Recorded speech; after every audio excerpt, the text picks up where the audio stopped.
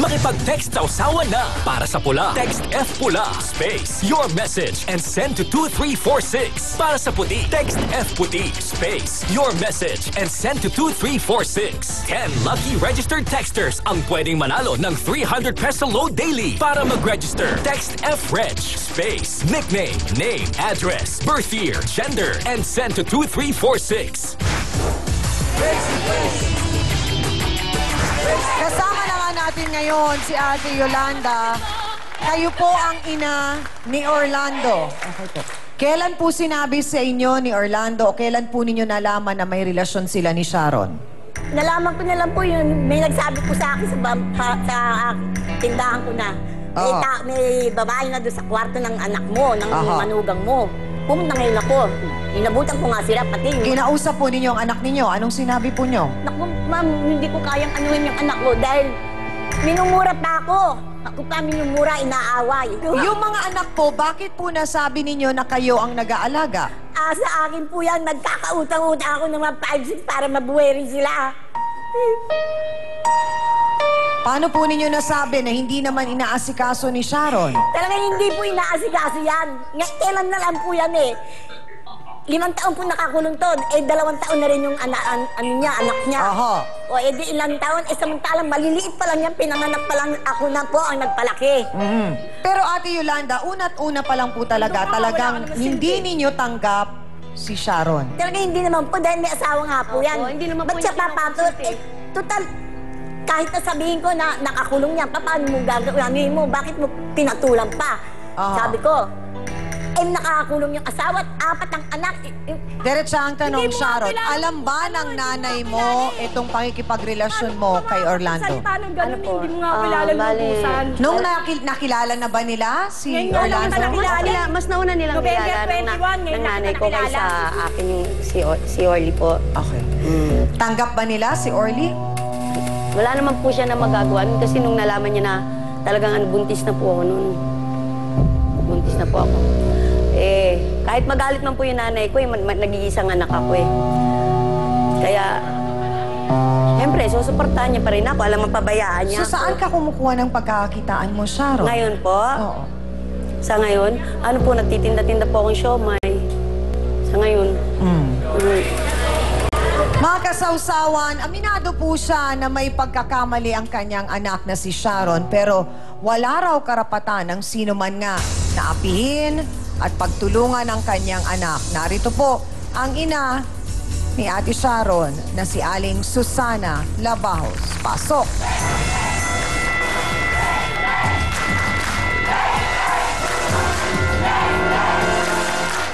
Magandang hapon po, Aling Susana. Nabanggit po ni Sharon na nag-iisa po siyang anak. Opo. Kailan po ninyo nalaman na sila na ni Orly?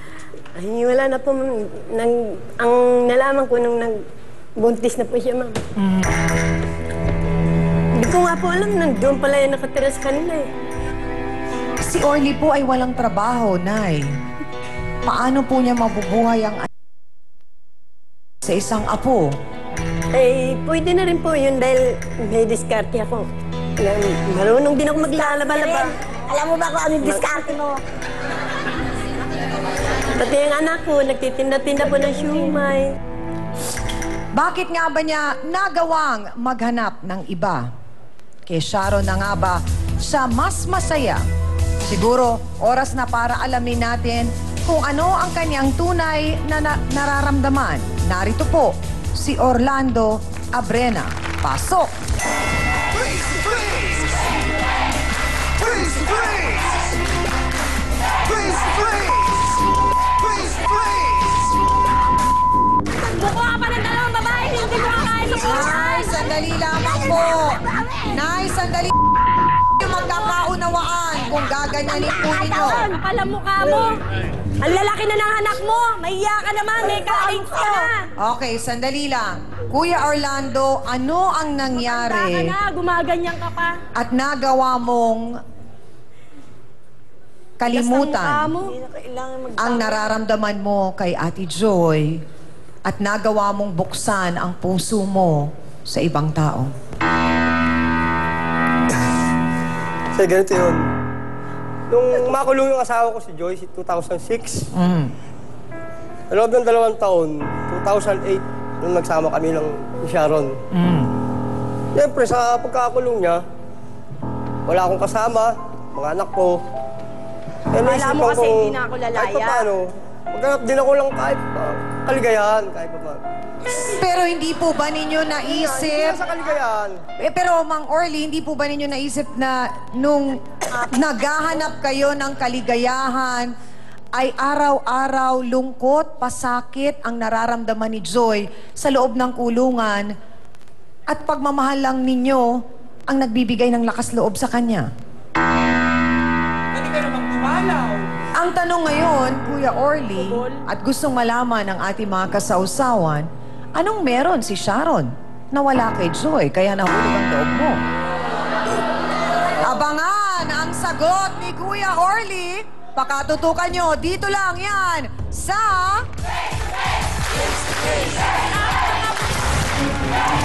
Naging maligaya naman po sila. Habang yung mama ko po nagduduto sa loob.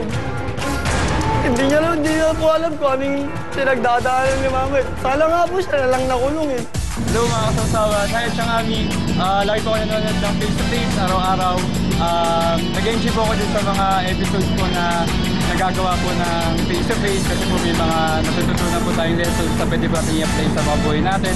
And hindi po siya titinan sa violence po niya pero dun po sa lessons na nare-resolve saka po sa mga issues po na nabibigyan ng solusyon din. And sana po patuloy po tumaas po yung ratings ng show po ninyo para po patuloy po tayo makapag-resolve po ng mga iba't ibang kaso ng mga kapatid natin na may mga problema po sa buhay. So yun lang po and more power po sa face-to-face. Miss Amy Perez would like to thank the following.